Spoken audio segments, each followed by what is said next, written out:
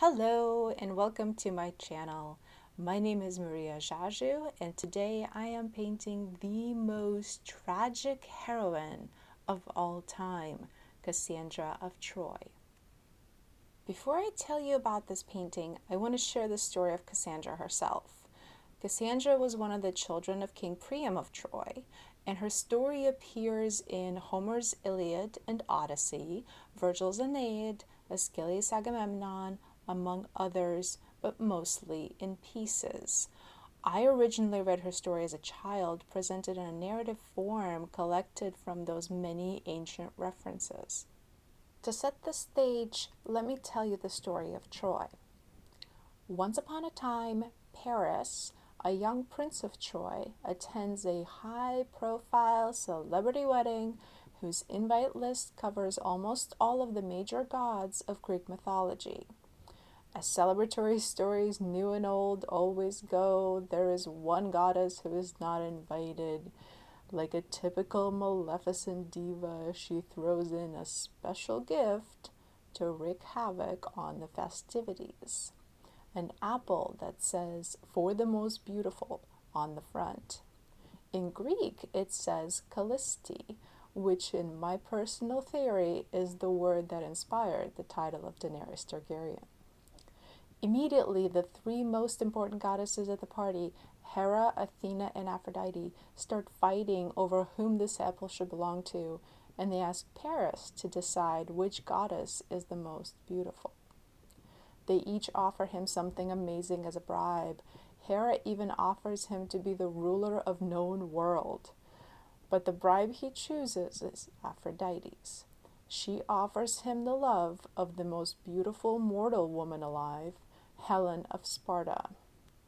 Of course, Helen falls in love with Paris immediately, and Paris whisks her away back home to Troy where they can live happily ever after. But we all know that's not what really happens.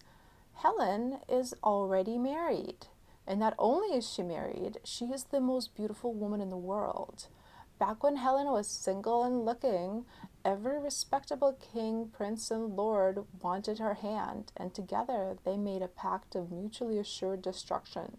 If any of the suitors ever tried to steal her from her chosen husband, the other hundreds of suitors with all their armies would descend upon him. Helen's chosen husband, Menelaus of Sparta, calls the suitors to arms in pursuit of his stolen wife. All this happens about 800 years before Leonidas and the Battle of Thermopylae, and another 2300 years before they make the movie The 300. So Paris and Helen elope, and 1,000 ships from all the major and powerful city-states of Greece descend upon Troy to kick off the Armageddon. They manage to fail diplomatic negotiations and get lost in a 100-mile stretch of sea for 8 years, but eventually they get there, lay siege of Troy, and proceed to bring misery and death upon the poor city for the next 10 years. This whole affair takes so long that the nymph Thetis, who got married at the start of the story, has had a chance to give birth to Achilles, dip him in river Styx to make him invincible except for his heel, raise him to a man, and see him killed by Paris's brother Hector at the city gates in a one-on-one battle. After 10 years of unsuccessful sieging with many casualties on both sides, Odysseus has a brilliant idea. The Greek armies pack up, wave goodbye, and leave in their ships. But before they leave, they break down a couple of ships, build a giant wooden horse, and present the horse to Troy as a token of their surrender and respect for the insurmountable and unbreakable enemy that Troy has shown themselves to be. They pick a horse because that is Troy's mascot. What the Greeks don't tell Troy is that the ships departed with only a skeleton crew on them, and most of the armed forces are hiding in the forest around the city, and that the horse is full of brave warriors, Odysseus included, staying really, really quiet. The city of Troy rejoices at the ending of the siege, wheels the horse into the city, closes the gates, celebrates into the wee hours of the morning, and passes out drunk. Odysseus and his crew tiptoe out of the horse, open the gates, let in the Greek army, and Troy falls. The sacking of Troy includes stealing all the expensive things, burning all the buildings, killing all the men, and stealing all the women and children as slaves.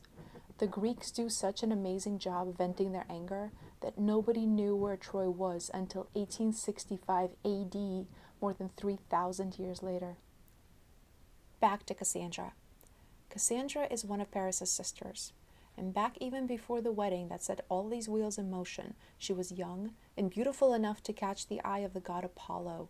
To get Cassandra to like him, Apollo gave her the gift of prophecy. She took the gift and then went off with another boyfriend anyway, making Apollo naturally very angry. So he gave her an addition to the gift. She'd still be able to foretell the future, but nobody would ever believe her. It is a twist worthy of M. Night Shyamalan. Imagine now. Cassandra knows exactly what will happen if Paris goes to the wedding, begs him not to go. He doesn't believe her. She knows what will happen if he brings Helen back home with him, but cannot stop it. Every time during 10 years of siege that one of her loved ones goes out beyond the city gates, she knows exactly who will not come home, but is unable to do anything about it. She knows that her favorite brother Hector, the same one that bested Achilles, doesn't come back the next time, but he won't listen to her pleas and walks out the gates to battle. She knows what and who is inside the horse, but cannot stop the city from bringing it in. She even tries to set fire to the horse, but is caught, disarmed, and held prisoner so that she doesn't attempt it again. She knows what will happen to her when the city falls, and she cannot stop any of it. Let that sink in for a moment. I have been wanting to paint Cassandra for years, and Jessica Kula's contest has finally given me the nudge to do it. During the sacking of Troy, Cassandra takes shelter in the temple of Athena, and the rest of her short life is filled with pain and brutality. She is eventually murdered by Clytemnestra, Helen's sister-in-law. Clytemnestra's husband, Agamemnon, and Helen's first husband, Menelaus of Sparta, are brothers. I chose the moment right before she turns to the temple of Athena and seals the rest of her tragic fate. A few words about artistic choices. I painted this on 9x12 Arches hot press watercolor block. Arches is a French brand, so you'll also hear it pronounced Arche in French, much like Taittinger champagne is also Taittinger. Blocks are stacks of paper glued together at the edges, which keeps the paper from warping and curling in. This is 140 pound or 300 grams per square meter paper. Arches is one of the few watercolor paper brands that makes the heavier 300 pounds or 640 grams per square meter, which is even thicker, but even at this weight, the paper for the most part does not need to be stretched. I now have a permanent palette that includes Winsor & Newton, M-Gram, Schmincke, and Koi tube watercolor paints. I have fun new brushes, Kolinsky Sable Series 7 from Winsor & Newton. I mostly use size 4 and 0 brushes to start, moving on to 1 and 000 as I got closer to the end and needed more detailed work. I chose to portray the horse that was built for the movie Troy with Brad Pitt and is now a monument in the city of Schmincke in Turkey. It is the closest city to where Troy used to be. I know from legend that the horse was built from pieces of ships that had been moored for 10 years, since the area around Troy wasn't big on strong timber trees. All older depictions of the horse make it look like it was built from scratch from new, nice wood to look like a horse, and some depictions even make it look like a huge real horse, with leg muscles and mane hair and everything. This was the first depiction that showed it for what I have always imagined it to be, repurposed material used as best as possible, but never able to be perfect. It makes for a much grittier image. One of the hardest parts about this was perspective. In my summer court painting, I talk about how I struggle with perspective in general. I also talk in almost every video about finding one thing that I'm not good at and putting in the effort needed to practice and learn it well. Although I invented the layout of the temple behind her, I referenced designs of real temples of Athena, including Athena Nike and the Erechtheum temples in the Acropolis of Athens. The stairs you see here come from a 1993 photo of me in Greek ruins from a trip I took with my dad, although I can't tell from the photos which temple it is.